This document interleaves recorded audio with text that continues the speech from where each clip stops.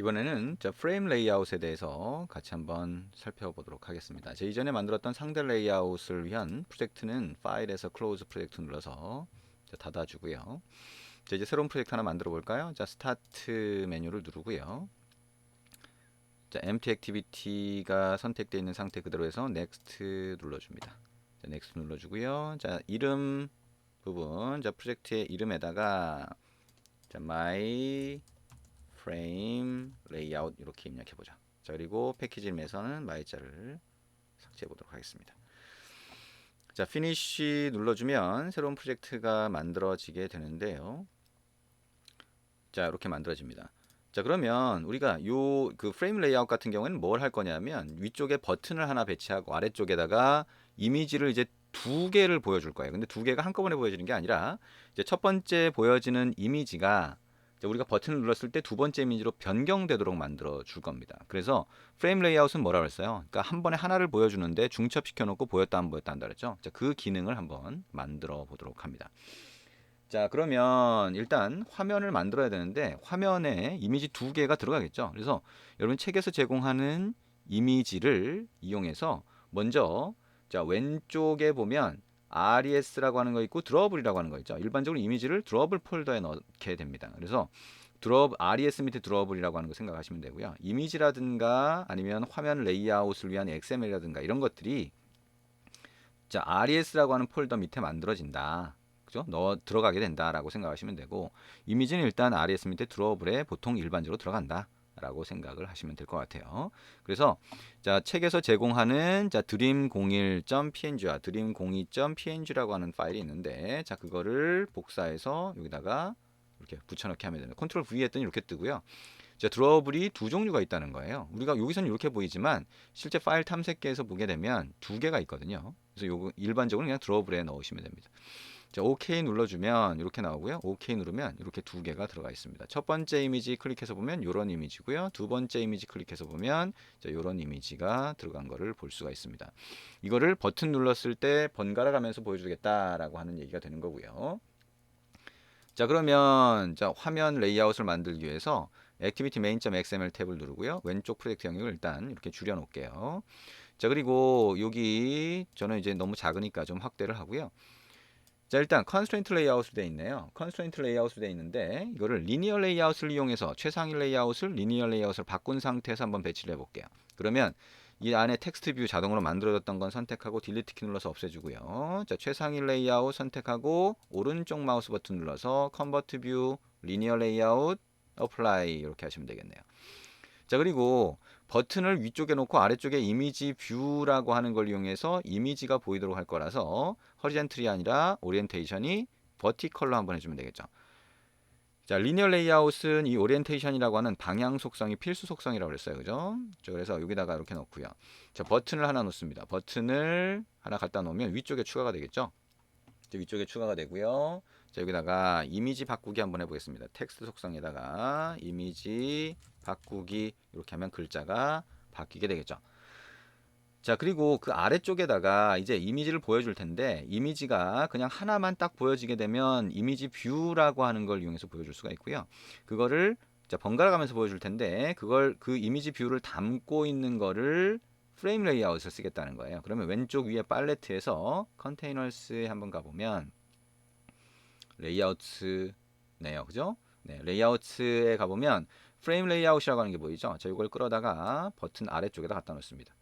그럼 얘가 순서대로 쌓이니까 이 버튼 아래쪽에 이렇게 쌓이게 되겠죠. 그리고 기본적으로는 매치 패런트로 해서 남아있는 공간을 얘가 꽉 채우게 됩니다.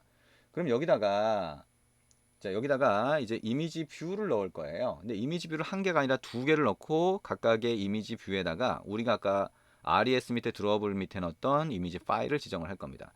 여기에 팔레트에서 칸먼에 가보면 이미지 뷰가 있죠. 이미지를 보여줄 경우가 워낙 많아서 칸먼 쪽에도 들어 있습니다. 이걸 끌어다가 프레임 레이아웃이라고 하는 거 하나 한번 넣어볼게요.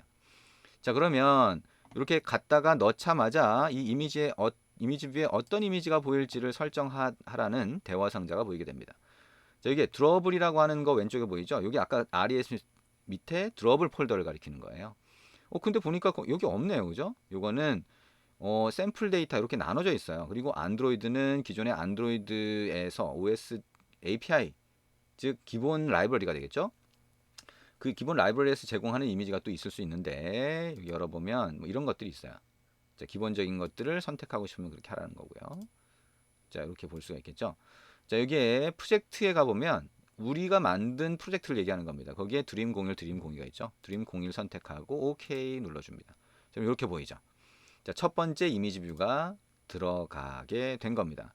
자, 레이어 위드스하고 하이트가 랩 컨텐츠인데요. 자, 이거를 매치 패런트로 바꿀 수 있겠죠.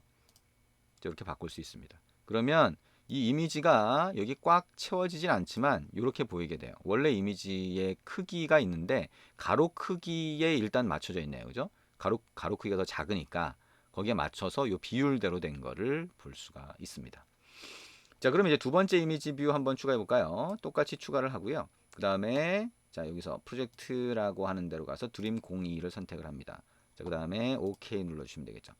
자, 이런 형태로 보이네요. 왜 그런 거예요? 얘가 랩 컨텐트로 돼 있기 때문이죠. 얘도 똑같이 매치 패런트로 바꾸면 자, 이런 형태로 들어가는 것을 볼 수가 있습니다. 자, 두 번째가 이렇게 아래쪽 첫 번째 거를 가리고 있다라고 하는 걸 볼 수가 있죠. 그리고 첫 번째 이미지 뷰는 이렇게 돼 있고요. 아이디가 두 번째 이미지 뷰는 아이디가 이미지 뷰 2로 돼 있는 거 잘 기억을 하시는 게 필요할 것 같습니다. 자, 왜냐하면 자, 일단 우리가 이렇게 화면 레이아웃을 만들었는데 자, 화면 레이아웃을 만든 다음에 이제 자, 소스 코드에다가 기능을 넣어야 돼요. 왜냐하면 버튼 눌렀을 때 그 버튼이 동작하는 거를 만들어야 되기 때문이죠. 자, 그러면 우리 버튼 기능 어떻게 넣었었죠? 자, 버튼 선택하고 자, 여기다가 아래쪽에 가서 보면 온클릭이라고 하는 속성이 있었어요. 자, 여기다가 간단하게 어떤 함수가 이 버튼을 눌렀을 때 실행될지를 넣을 수 있었죠. 자, 온 버튼 원 클릭트. 자, 이름은 뭘로 하든 상관은 없어요. 근데 어쨌든 일단은 온 버튼 원 클릭트 해보자. 엔터를 치면 자, 에러 표시가 나죠. 아직 소스 코드에 이 함수가 없거든요. 메인 액티비티.java로 가서 자, 여기다가 공간을 만들고요. 여기에 public void 그 다음에 좀 전엔 어떤 그 이름과 똑같이 넣으셔야 됩니다. 대소문자 잘 구분하셔야 되고요. 온 버튼 원 클릭트 그 다음에 소괄호하고 view v 요거는 그대로 넣으셔야 됩니다. 자, 이렇게 입력을 하고 이 안에다가 이제 함수, 다른 함수를 호출하도록 한번 해볼게요. change image라고 하는 함수를 호출하도록 하자. 그리고 그 밑에다가 자, 우리가 public void change image라고 하는 함수를 하나 정의하자. 그러면 버튼을 눌렀을 때 이 함수가 호출되고요. 다시 이 함수가 그 다음에 호출되는 거죠. 그냥 이 안에다 기능을 넣어도 돼요. 상관없는데 이렇게 구분해서 한번 해보고 있습니다. 이 안에다가 할 게 뭐냐라고 하면 버튼을 눌렀을 때 번갈아 가면서 이미지 뷰가 보이도록 할 거예요. 그러면 자, 일단 이미지 뷰 두 개가 있는데 얘기한 것처럼 이 XML 레이아웃과 자바 소스 코드가 분리되어 있잖아요. 그래서 자, 일단 이 안에 들어가 있는 거를 얘가 찾아야지 쓸 수가 있어요. 그래서 어떻게 하냐면 자, 여기 위에다가 자, 이미지 뷰라고 해서 첫 번째 이미지 뷰를 가리킬 변수를 먼저 선언합니다. 두 번째도 이미지 뷰 2라고 해서 변수 선언을 하고요. onCreate라고 하는 거 이 함수 즉 메소드 안에다가 자, 이미지 뷰 첫 번째 변수에다가는 자, find view by id라고 하는 함수를 실행하면 자, 이 함수의 의미가 뭐냐면 id를 이용해서 뷰를 찾아달라. 뷰가 뭐예요? 화면에 보이는 모든 구성 요소가 되겠죠. 즉 이미지 뷰도 뷰인데요. id를 이용해서 찾아달라. 그리고 여기다가 id 뭐예요? 대문자 r. id. 이미지 뷰가 이미 들어가 있어요. XML 레이아웃에 id를 지정하면 이렇게 찾을 수 있거든요. 그래서 id를 여기다 지정하면 이 화면에는 어떤 요 이미지 뷰를 찾아서 메모리에 있는 걸 찾아서 요 변수에 할당해 줍니다. 그래서 요 클래스 안에서는 어디서든 쓸 수 있는 상태가 되는 거죠. 자, 두 번째, 자, 이게 onCreate라고 하는 함수 안에다 넣어줘야 되는데 왜 이 함수 안에다 넣어줘야 되는지는 나중에 우리가 같이 다시 보도록 할 겁니다. 이미지 뷰 2라고 하는 것도 find view by id 하는데 r.id. 이미지 뷰 2라고 해서 id 넣어서 찾아주면 되겠죠. 그러면 요게 요 변수 안에 들어가기 때문에 이 변수 안에 들어가 있는 거를 다시 말해 이 변수가 가리키는 거죠. 정확히 얘기하면 이 변수가 가리키는 이미지 뷰를 이용해서 우리가 작업을 할 수 있습니다. 근데 번갈아 가면서 보여줘야 되기 때문에 다시 여기다가 자, int라고 하는 타입으로 해서 이미지 인덱스라고 하는 거를 0으로 하나 만들어 줄게요. 그리고 여기서 자, 하나 비교해 볼게요. if else 구문 한번 써봅니다. if라고 해서 이미지 인덱스라고 하는 게 만약에 0이라면 그럼 뭐예요?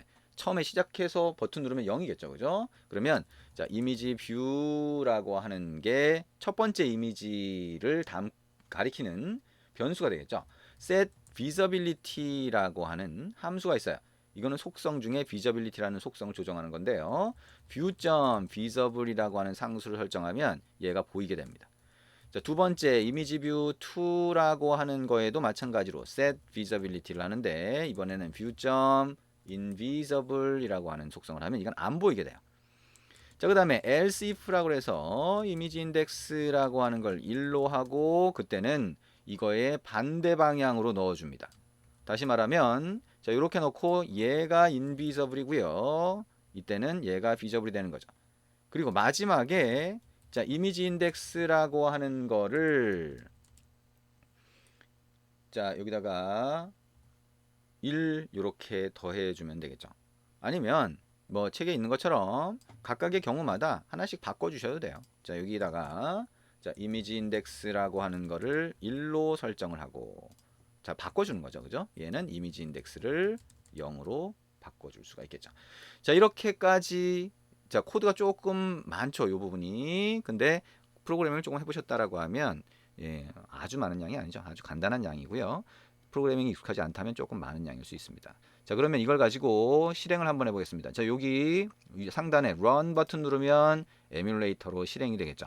자, 이 프레임 레이아웃은 우리가 단순히 레이아웃만 만드는 게 아니라 실제 기능도 자바 소스 코드로 넣기 때문에 실행을 해서 한번 동작하는 거를 확인해 보실 필요가 있겠네요. 그럼 에뮬레이터가 뜨고 자동으로 앱까지 실행해 줍니다. 이미지 바꾸기 누르면 어떻게 돼요? 이렇게 바뀌는 거를 볼 수가 있습니다. 자, 이게 어떻게 이렇게 바뀌는지 잘 한번 생각을 해보시면 좋을 것 같습니다. 자, 바뀌는 그 메커니즘, 다시 말하면 왜 이렇게 바뀌는지를 이해하는 게 상당히 중요한 부분이다 라고 생각을 하시면 되겠네요. 자, 에뮬레이터는 일반적으로 그냥 이렇게 실행시켜 놓고 여러분이 앱을 실행했다가 종료했다 이렇게 하시면 된다 그랬죠. 자, 어쨌든 이렇게 해서 프레임 레이아웃이라고 하는 거에 대해서 같이 한번 알아봤습니다. 자, 여기서 중요한 건 뭐예요? 프레임 레이아웃이라고 하는 거는 그 안에 여러 개의 뷰를 넣어서 중첩시킬 수 있다. 그리고 비저빌리티 여기 있죠? 요 속성을 이용해서 보이거나 안 보이게 할 수 있다. 근데 그게 버튼을 눌렀을 때 동작하게 하려고 그러면 소스 코드에서 조정을 해줘야 되는데 소스 코드에서도 이렇게 XML 레이아웃의 속성을 조절할 수 있게 각각의 함수가 만들어져 있다라고 생각을 하시면 되겠습니다. 같이 프레임 레이아웃에 대해서 알아봤습니다.